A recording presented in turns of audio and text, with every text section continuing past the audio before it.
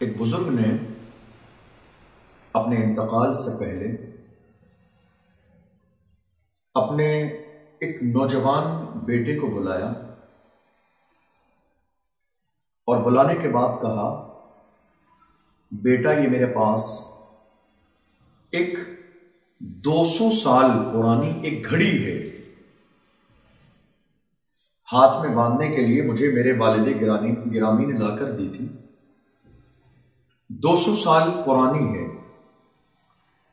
اس سے پہلے کہ میں تمہیں اس کا مالک بناؤں، اپنے مرنے سے پہلے میں تمہیں اس گھڑی کو جو ہے دوں، تم ایک کام کرو، اس گھڑی کو مارکیٹ میں لے جاؤ اور اس کی قیمت کا اندازہ لگاؤ۔ کہا بیٹا اس کو پہلے سونار کے پاس لے کے جاؤ، 200 سال پرانی گھڑی کا سونار کے پاس لے کے جاؤ اور اس سونار سے پتا کرو اس کی قیمت کیا ہے۔ اس نوجوان نے اپنے والد سے اس گھڑی کو لیا اور لے کر وہ سونار کے ہاں گیا۔ سونار نے اس گھڑی کو دیکھا اور دیکھنے کے بعد کہا کہ اگر تم اس گھڑی کو مجھے بیچو گے تو میں اس کی قیمت 25,000 روپے دینے کے لیے تیار ہوں۔ اس شخص نے قیمت لگوانی تھی، لگوائی اور اپنے والد گرامی سے آ کر بتائی کہ 25,000 روپے قیمت دینے کے لیے تیار ہے سونار۔ والد نے کہا بیٹا اس کو ایک بار پھر اس شخص کے پاس لے کر جاؤ جو چیزیں مارکیٹ میں گروی رکھتا ہے، اس کے پاس لے کر جاؤ اور اس کو بتاؤ کہ وہ اس کی کیا قیمت دینے کے لیے تیار ہے۔ وہ شخص پھر گیا اس گروی رکھنے والے کے لیے۔ تو آپ کو حیرت ہوگی کہ اس شخص نے صرف اس کی قیمت 1,500 روپے لگائی بس۔ حیرت ہوئی اس نوجوان کو، واپس آیا اپنے والد کے پاس، کہا کہ اس نے تو صرف 1,500 روپے اس کی قیمت بتائی۔ انہوں نے کہا بیٹا ایک کام کرو، آخر میں تم ایک میوزیم میں چلے جاؤ اس کو لے کر اور ان کو بتانا کہ یہ 200 سال پرانی گھڑی ہے۔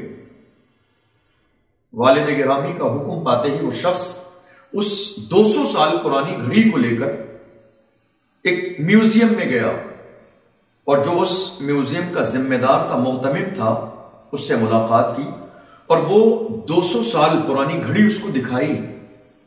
تو آپ جانتے ہیں، آپ کو حیرت ہوگی کہ اس میوزیم کے محتمم نے، ذمہ دار نے کہا کہ یہ گھڑی آپ مجھے دے دو، بدلے میں ہم آپ کو 8 کروڑ روپے دینے کے لیے تیار ہیں۔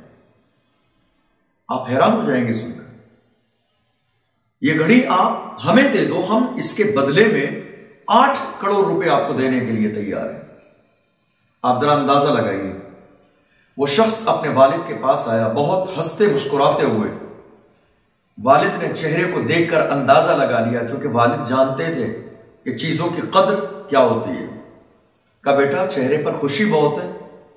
کہنے لگا ابا حضور آپ جانتے ہیں کہ میں میوزیم میں گیا تھا، ان لوگوں نے کہا 8 کروڑ روپے اس گھڑی کی قیمت ہے، مگر ابا مجھے یہ تو بتائیں کہ یہ 3 جگہ آپ نے مجھے بھیجا الگ الگ، جہاں قیمت الگ الگ لگائی گئی، زمین و آسمان سے زیادہ کا فرق ہے ان تینوں لوگوں کی لگائی ہوئی قیمت میں۔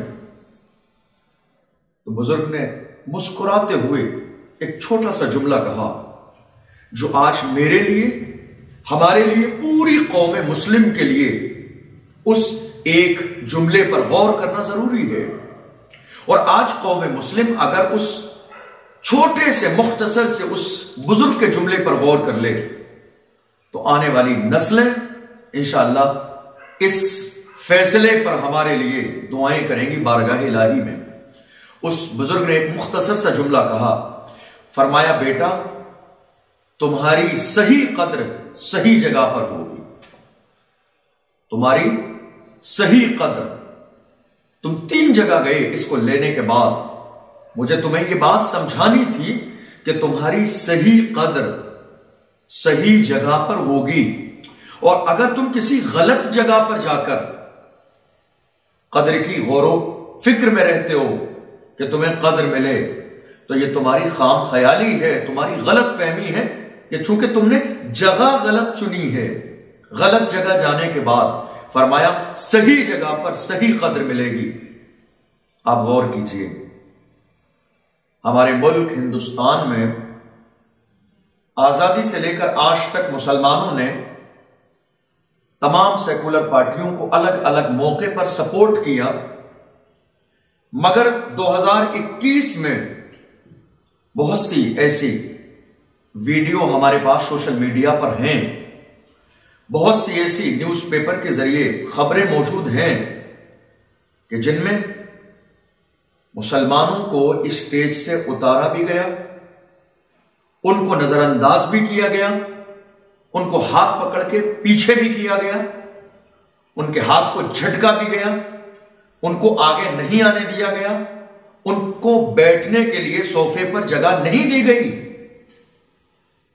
ذرا غور کیجئے اس بات پر، آپ ذرا غور کیجئے، یہ اسٹیج لگایا آپ نے، یہ فرش بچھائے آپ نے، انتظام کیا آپ نے، ووٹ آپ دیں گے، ہر طرح کی قربانی آپ دیں گے، لیکن جب آپ کے بیٹھنے کی نوبت آئی تو آپ کو برابر بیٹھنے کے لیے نہیں ملے گا۔ اس بزرگ نے صحیح فرمایا تھا، صحیح جگہ پر تمہاری صحیح قدر ہوگی۔ تمہیں ضرورت کیا ہے کسی اور کے اسٹیج پر جانے کی؟ ضرورت کیا ہے کسی اور کے سامنے ہاتھ باندھنے کی؟ ضرورت ہی کیا ہے ہمیں کسی اور کے سامنے گڑ گڑانے کی؟ کسی اور سے رحم و کرم کی بھیک مانگنے کی ضرورت کیا ہے؟ کیا ہم اسٹیج خود نہیں لگا سکتے؟ کیا ہم اپنا اسٹیج نہیں لگا سکتے؟ کیا اسٹیج پر صوفہ نہیں لگا سکتے؟ ہم لگا سکتے ہیں اور لگانا ہی چاہیے۔ حالات ہمارے سامنے ہیں جو ہم سے لگاتار تقاضا کر رہے ہیں کہ آج اگر تم نہ سمجھے، نہ تم نے اس بات پر غور کیا، دوسروں کے اسٹیج پر جگہ بنانے کی کوشش کرتے رہے، تو یاد رکھنا وقت نکل جائے گا۔